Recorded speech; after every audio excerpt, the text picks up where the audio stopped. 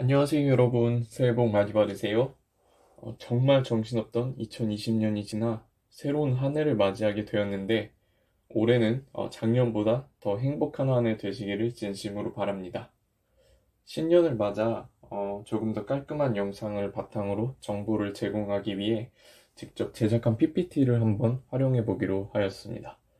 진작 활용했으면 조금 더 보기 좋게 정보를 제공했을 것 같은 아쉬움이 있지만, 그래도 지금이라도 이렇게 적용할 수 있게 되어서 다행이라고 생각합니다. 이번 영상은 은행 입사에 정말 자격증과 어학 점수가 필요한지, 만약 또 필요하다면 어느 정도 필요한지에 대해 이야기해보는 시간을 가져보고자 하는데요. 바로 한번 시작해 보도록 하겠습니다. 먼저 은행 입사를 희망하시는 분들께서 보편적으로 취득하는 자격증은 과거에는 이제 펀드 투자 권유 자문 인력, 증권 투자 권유 자문 인력, 그리고 파생 상품 투자 권유 자문 인력, 줄여서 펀투, 증투, 파투로 불리는 금융 3종이 있었어요. 근데 문제는 이 금융 3종이 응시 제한이 생겨버렸죠.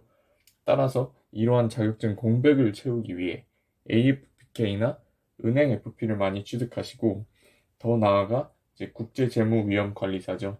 FRM이나 CFP, CFA, 국제재무분석사 등 이제 상대적으로 난이도가 높은 자격증을 취득하시는 지원자분들이 많이 보이는 것 같아요. 실제로 현재 네이버 등 유명한 금융권 입사 관련 카페에서 스펙을 공유하는 곳에서도 한번 보면 대부분 문의를 주시는 분들은 자격증을 보유하고 있는 경우가 많은데요. 자, 그러면 정말로 은행에 지원하시는 대부분의 지원자들, 그리고 더 나아가 각 전형을 통과하는 지원자들이 위에서 언급한 자격증을 반드시 보유하고 있었을까요? 무조건적으로 맞다고 볼 수는 없지만, 제가 이제 과거 영상에서 또 이제 언급했었던 약 30여 개의 금융사에 지원하면서 서류 전형, 필기 전형, 면접 전형, 그리고 최종 합격까지 과정을 겪으며 만났던 지원자들과 정보를 공유했는데, 이렇게 얻은 정보는 이러했어요. 서류 전형에서 이제 온라인상에서 이제 뭐 나눈 정보는 조금 신뢰도가 떨어질 수 있기 때문에 정확한 표본을 잡기는 어려워서 이 부분은 한번 넘어가고, 이제 오프라인에서 만난, 즉 이제 서류 전형에서 어느 정도 검증을 거친 지원자들의 경우 약 한 50% 정도는 실제로 금융 자격증을 보유하였고, 나머지 50%는 금융 자격증을 보유하고 있지 않았습니다. 이러한 통계는 이제 최종 합격해서 확인했을 때도 크게 오차가 벗어나지 않는 범위에서 유지됐었어요. 즉 이제 어 뭐 이제 서류 전형을 통과하고 필기 전형이나 뭐 면접 전형에서 만난 이제 지원자분들도 한 50% 자격증을, 금융 자격증을 보유하고 있었고, 최종 합격해서 확인했던 그 지원자들도 약 50%는 금융 자격증을 가지고 있었고, 나머지 50%는 금융 자격증을 보유하고 있지 않았습니다. 따라서 이러한 부분에서 확인했을 때 자격증을 보유한 지원자들이 우선적으로 채용된다는 것은 절대로 사실이 아니라고 말씀드리고 싶어요. 저 역시도 금융사에 수차례 최종 합격을 하였지만, 실제로 모든 전형에서 금융 자격증을 보유했던 경험은 단 한 차례도 없었습니다. 그럼 여기서 궁금한 부분이 생기실 것 같아요. 금융 자격증을 보유하지 않은 이제 지원자들은 다른 스펙이 월등히 좋은 거 아닌가? 이런 궁금증이 생기실 것 같은데요. 실제로 제가 만나본 지원자들은 자격증을 보유한 지원자분들과 비교해 봤을 때 뭐 크게 좋지도 또 크게 떨어지지도 않은 유사한 스펙을 가지고 계셨어요. 이게 학벌로 언급하기는 좀 조심스러운 부분이 있는데, 대졸 기준으로 뭐 지방대 출신부터 서울 상위권 학교까지 넓은 범위에 포진되어 있었던 것으로 기억을 합니다. 따라서 이제 제가 추천드리는 방법은 한번 참고해 주시면 좋겠다는 생각이 드는데요.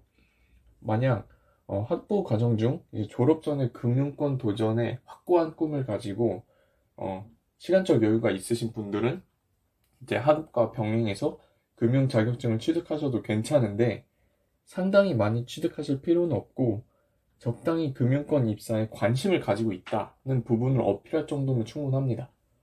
만약 이제 졸업을 앞두고 금융권에 도전하고자 하시는 분들은 병행하시는 전략보다 이제 우선적으로 은행 필기 시험에 몰두하시고, 필기 전형에 합격하시면 은행에서 가장 중요시 여기는 이제 고객 대면 또 이제 영업 등에 이제 초점을 맞춰 아르바이트 경험이나 뭐 이제 다른 또 경험들을 바탕으로 영업력을 어필하신 전략으로 추진하시는 것을 저는 추천드리고 싶어요. 이제 그 다음으로는 실무를 통해 어느 정도 도움이 된다고 생각했던 자격증에는 수신에는 우선 뭐 은행 텔러, 외연 전문역, 그리고 투자 자산 운용사 자격증이 있었고, 이제 여신 업무는 이제 공인중개사가 있으면 실무에서 도움이 된다고 생각합니다. 이렇게 각 자격증을 이렇게 나타냈고, 안에 아주 상세하진 않지만 대략적인 정보를 이렇게 기재를 해보았고요. 뭐 그 외에 자격증은 제가 직접 취득하지는 않았지만 뭐 서점에서 커리큘럼을 살펴보니 실무에 단기적으로 그래도 직접적으로 도움이 된다는 느낌을 받지 못했어요. 물론 여기에 언급한 자격증을 무조건적으로 취득하실 필요는 없으면서 다만 이제 시간적 여유가 있다면 우선적으로 실무에 도움이 된다고 생각하는 자격증을 한번 언급해 보았어요. 언급한 자격증 외에도 나중에 입사하셔서 이제 은행에서 상품 취급을 위해 취득하기 적극적으로 도와주기 때문에 그때 취득하셔도 자격증 준비는 절대로 늦지 않다는 점은 제가 자신 있게 말씀드릴 수 있을 것 같아요. 그 다음으로 이제 한번 어학 점수에 대해 이야기해 보고자 합니다. 이 역시도 뭐 네이버 카페 등에서 상당히 높은 점수를 보유하시고 스펙 평가를 해달라고 하시는 지원자분들을 많이 보았는데요. 실제로 이제 필기 전형, 또 면접 전형, 그리고 최종 합격자들과 스펙을 공유해 본 결과 대부분은 토익 기준으로 한 700점대에서 800점대 분들이 가장 많았고, 심지어 그 아래 점수를 보유하셨거나 어학 점수를 아예 보유하지 않은 분들도 있었어요. 이러한 부분에서 확인했을 때 은행은 이제 다른 기업에 비해 평균적으로 높은 어학 성적을 보유할 필요는 없다고 생각했습니다. 하지만 이제 뭐 어학 성적, 그러니까 어학 점수가 높은 부분이 메리트가 없냐? 근데 그건 아닙니다. 실제로 만약 이제 지점에서 근무하게 되더라도 외국인 손님이 방문하셔서 외환 업무 등을 보시는 경우가 종종 있으며, 이러한 경우에는 외국어로 대화해야 하는 상황이 있기에 외국어를 만약 잘한다면 분명히 강점이 있습니다. 이제 더 나아가 조금 더 멀리 커리어를 바라본다면 뭐 해외 딜이라든지 펀드 등에 투자해야 하는 경우 IR 자료나 이제 커뮤니케이션을 영어로 해야 하는 부분도 있기 때문에 장기적으로 높은 곳을 바라보신다면 영어를 틈틈이 해두시는 것은 분명히 경쟁력이 있다고 말씀드릴 수 있어요. 따라서 이제 졸업 전에는 뭐 요즘 대부분 대학에서 요구하는 졸업 요건 수준을 맞추는 정도의 어학 성적만 보유하신 다음 뭐 이제 뭐 50점, 70점 높이려고 시간을 쓰시는 것에 너무 시간을 쓰실 필요는 없고요. 그렇지만 입사하시더라도 어학은 꾸준함이 생명이기 때문에 시간 날 때 틈틈이 시간을 할애하시면서 수준을 향상하기 위해 노력해 주시면 좋을 것 같아요. 자, 이렇게 은행 입사에 대한 금융 자격증과 어학 성적에 대해 간략하게 언급해 보았습니다. 내용을 요약하면 다음과 같아요. 첫 번째로, 첫 번째, 이렇게 세 번째까지 이렇게 나누는데, 일단 금융 자격증은 여유가 있다면 언급한 실제 실무에 도움이 되는 자격증 위주로 취득하시고, 나중에 이제 입사해서 취득해도 무방하게 필기 시험에 몰두하는 것이 좋습니다.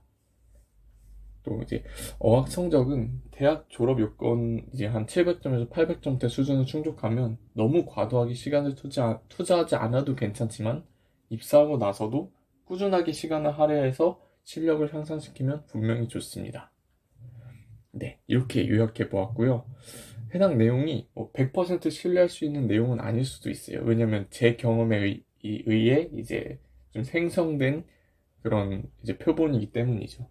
그래도 적어도 30여 군데 지원하면서 수십 차례 전형을 합격했던 경험, 또 이제 만나보았던 수십 명의 지원자 분들과 이제 본인의 경험, 그리고 최종 합격하여 2군데 금융사에 재직하며 느낀 경험을 바탕으로 제작해 보았습니다. 해당 영상을 통해 은행에 지원하고자 하시는 분들께서 어느 정도 참고하셔서 올바른 방향으로 나아가기를 진심으로 희망합니다. 네, 오늘도 시청해 주셔서 감사합니다.